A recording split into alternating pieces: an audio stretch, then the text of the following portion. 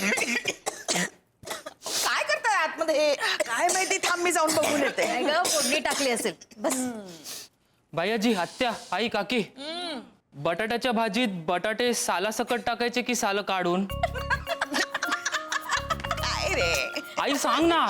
तुझ्या काकाला सांग. काय 2 बोटं दाखवायला? नाही रे, श्रीला विचारायला. जायश, तो सगळं काही सांगेल तुला. खरंच ग बाई, खूप गुणी जावई मिळालाय आपल्याला. लग्नानंतर मी श्रीला सांगणार आहे, यांना सगळे पदार्थ शिकव. हो, म्हणजे दर रविवारी आपल्याला सुट्टी. टॉवर मधल्या किचन मध्ये.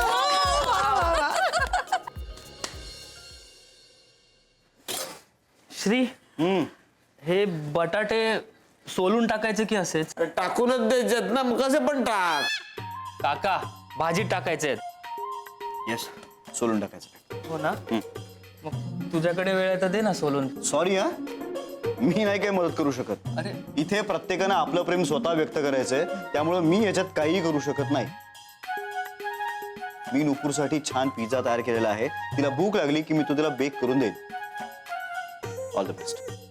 चालू दे. चला. तर मी पण नको नको नको, तुम्ही करा करा. All the best. तू इथे बस. बघा, म्हणजे आपण एवढे कष्ट करायचे आणि हा फक्त क्रेडिट घेणार. क्रेडिट आणि ते श्रीला कसं मिळणार? सगळ्या बायका बोलत होत्या की आतापासून दर रविवारी पुरुषांना सांगणार जेवण बनवायला. सगळं ह्या श्रीमुळे होत आहे. एवढंच नाही तर लग्न झाल्यावर श्री आपल्याला जेवण बनवायला शिकवणार. काय? सगळं प्लॅनिंग झालंय. प्लॅनिंग? हो, मी ना आता बघतोच त्याचा हा पिझ्झा परफेक्ट कसा होतो ते.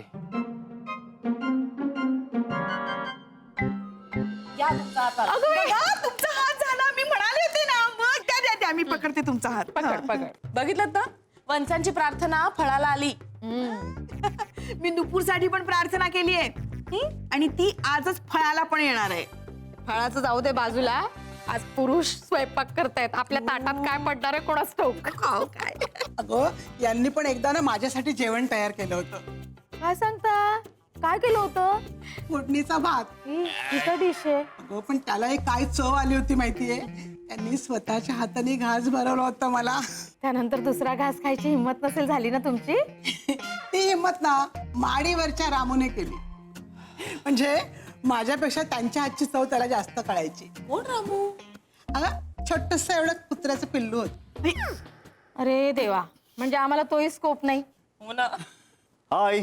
अरे झालं का स्वयंपाक? चला चला, मी पानं घेते. ए बस, आज आपण आराम करायचाय. अगं बाई, हो, मी विसरलेच.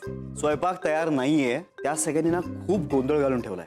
जाम पसारा केलाय आणि मला पसारा काही मान्य नाहीये. त्यामुळे मी माझ्या पिझ्झाची तयारी केली आणि बाहेर निघून आलो. खूपच फास्ट दिसतोयस तू. ये ना, बस ना आमच्या बरोबर पत्ते खेळायला. बस ना. काय खेळताय? 5-3-2. रमी खेळूया? अगं विशू, आम्ही पण रोज दोघांशी रमी खेळायचो. मामांजींनी बरेच खेळ रंगवलेले दिसत आहेत.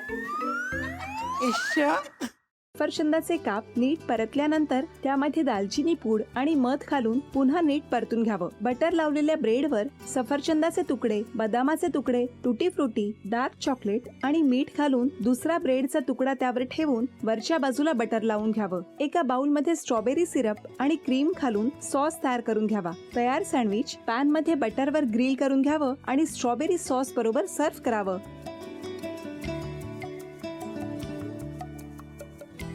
हे जेव्हा बोलत होते तेव्हा मी बघत होतो की या दोघांनी स्वतःचा संसार उभा केलाच, पण स्वतःच्या संसाराबरोबर अनेकांच्या आयुष्यात आनंद निर्माण केला. तो आनंद महत्त्वाचा. हसत राहा, आनंदी राहा असं म्हणत शुभेच्छा देऊया. आणि ही झी मराठीकडून भेटवस्तू डेव्हिड तुमच्यासाठी. अभिनंदन.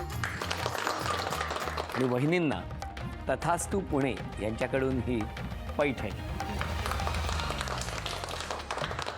अभिनंदन.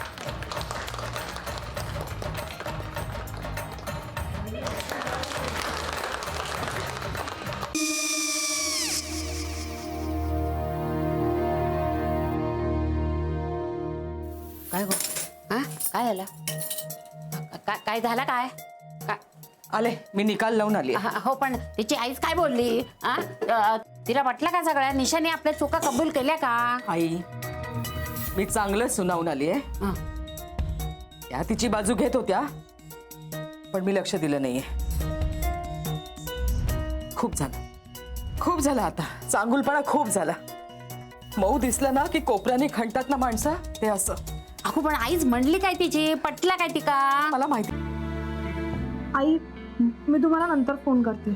हो, आणि आई बाबा जे बोलले त्याचं वाईट नका वाटून घेऊ. सॉरी. सॉरी काय त्या? नेहा आले. आई मी येते. होय. काकू येते.